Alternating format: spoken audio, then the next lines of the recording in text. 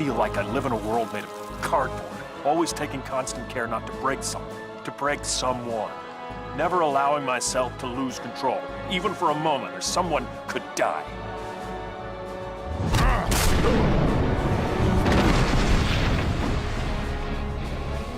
But you can take it, can't you, big man? What we have here is a rare opportunity for me to cut loose and show you just how powerful I really am.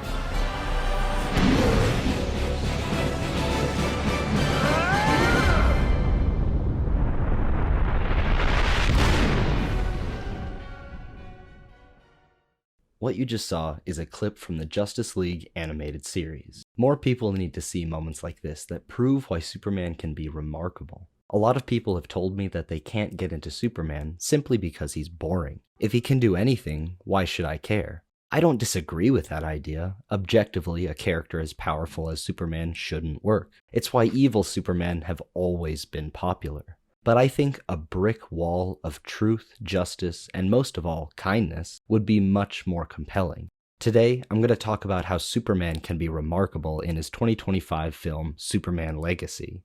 Supermen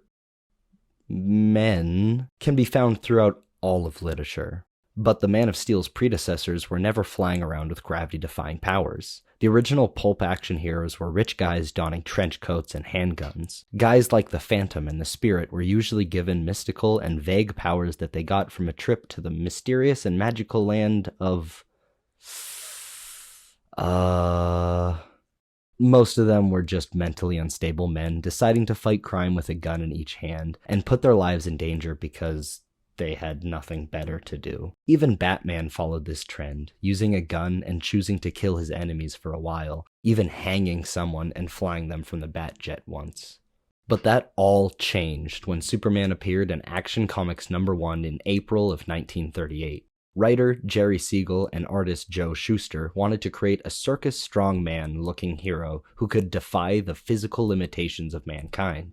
This was a man who could overcome any obstacle. Of course, skin-tight costumes on muscle-bound bodies were not new or original, but Superman arguably made this look not just admissible, but practically a requirement.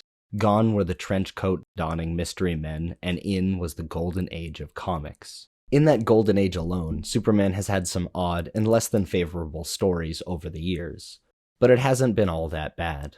In fact, me being the biased nerd I am, I'd say it's been absolutely incredible. Ignoring the ups and downs, it's pretty easy to cherry-pick some of the greatest stories ever.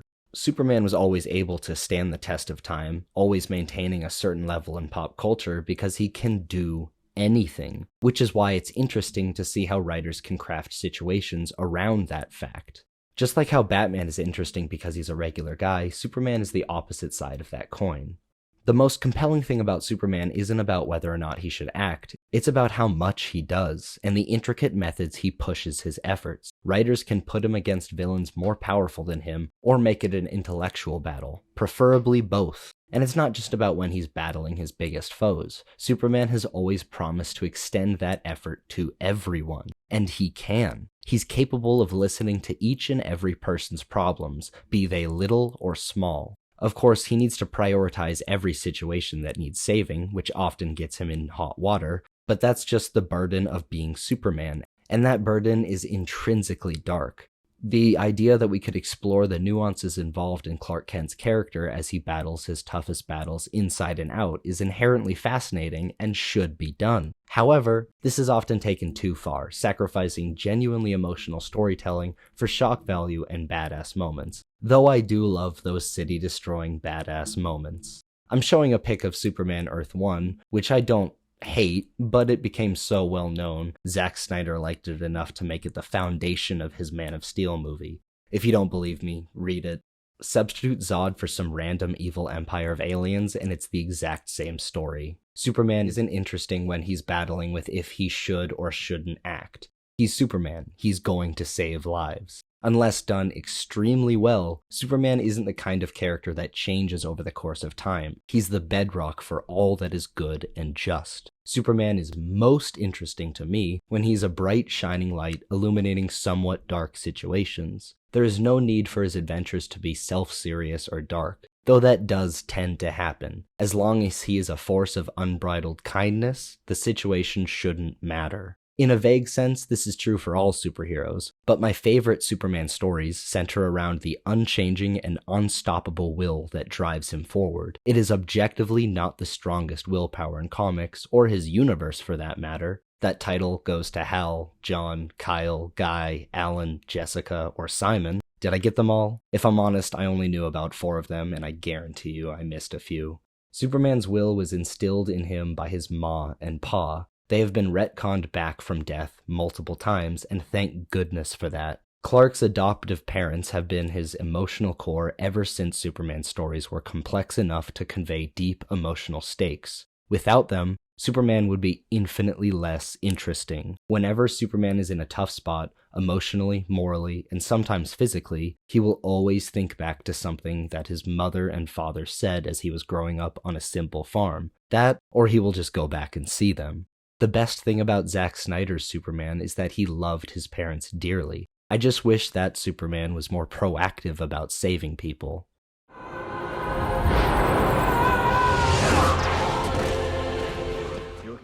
Other than the montage in BVS, this is the only time he goes out of his way to save someone during a fight. I need more of this. Something Christopher Reeve's Superman did extremely well is his unending goodness. He takes time to save a cat from a tree, and all the while, he is kind. Though Superman 1978 is objectively incredible, I'm not sure if the action holds up today. Whether or not you're a fan of any of them, you have to admit that Superman movies are awfully divisive. At least more divisive than a Superman movie should be. Personally, I want a modern interpretation of Superman with stunning visual effects and an emotional core, enough heart to make anyone cry. Which is why, and stay with me here, Superman should be more like Captain America in the MCU. Just like I mentioned earlier, he's the kind of person that is so abstinently good that the world shifts around him, kind of like some protagonist in a Pixar or Disney movie. For all intents and purposes, Captain America should not work. Not only is he a symbol for a singular democratic republic operating on capitalistic ideals while being a product of all people in a world to enjoy, but he's also just a square. In the comics, he's always seemed like a stickler for the rules, with a stick up his butt so far he's no longer able to hunch at all, which is incredibly similar to how a lot of people describe Superman. These paragons of truth and justice must be immovable. If they are wrong about what is just and right, then why are we paying attention to them in the first place? Of course, this works to a phenomenal degree when helmed by the Russo brothers, not that I didn't love Joe Johnston's The First Avenger, but I feel that Winter Soldier and Civil War perfectly capture why an unchanging protagonist can work.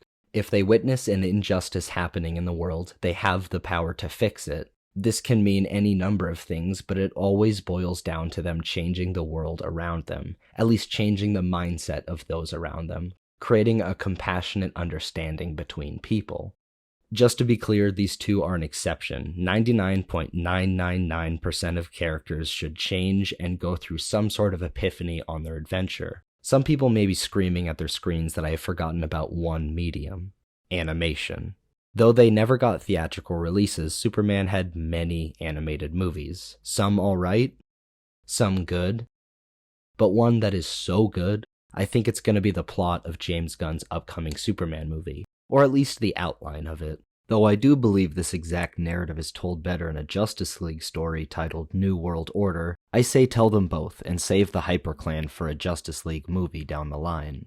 If you couldn't already tell from superb deduction techniques, or just the thumbnail of the video, the animation I'm leading up to is 2012's Superman vs. the Elite. The story was originally told in the slightly aged but still fantastic comic What's So Funny About Truth, Justice, and the American Way, which was told in Action Comics number 775 in 2001. Of course, nowadays the saying has been changed to Truth, Justice, and a Better Tomorrow, but the meaning behind it stays the same. I won't get into it too much, but I think this was a good call. Superman is a man of Earth, not America. Any nationality placed onto him excludes anyone else, as unintentional as that sentiment may be. Superman vs. the Elite centers around a new team of heroes gaining popularity. They are named the Elite in the comics, and they are led by a psychic Brit, but they can be a stand-in for something or someone else. It may be immediately obvious that they have immoral intentions, but even after they have been revealed as murderers, and to the public no less, the only thing that changes is they go up in popularity. To be fair, they only kill the worst of the worst villains, which can be argued as a service to humankind, and that argument is made many times. Wrestling with the slight chance that killing these villains could be a good thing, Superman never hesitates to act when he can save lives. He only questions how far he should go with his actions. It would be easy for him to stop holding back and fix a problem within a fraction of a second. He might break a few bad guys, but as far as the greater good is concerned,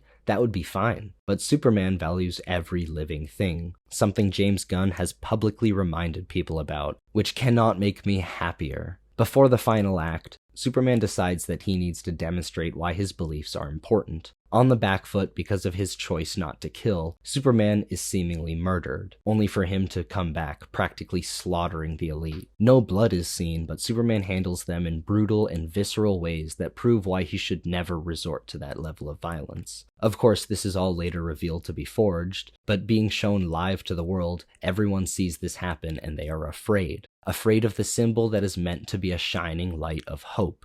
The lesson that everyone learns is that Superman should never lead with fear. If he leans into that fear, even a little bit, he abandons the meaning behind Superman. Obviously, he can't always be the perfect Superman. He's human. I know he's technically not, you know what I mean, but that only adds layers of complexity to him. So dissect and inspect the layers behind the man all you want, but don't change his unwavering morals.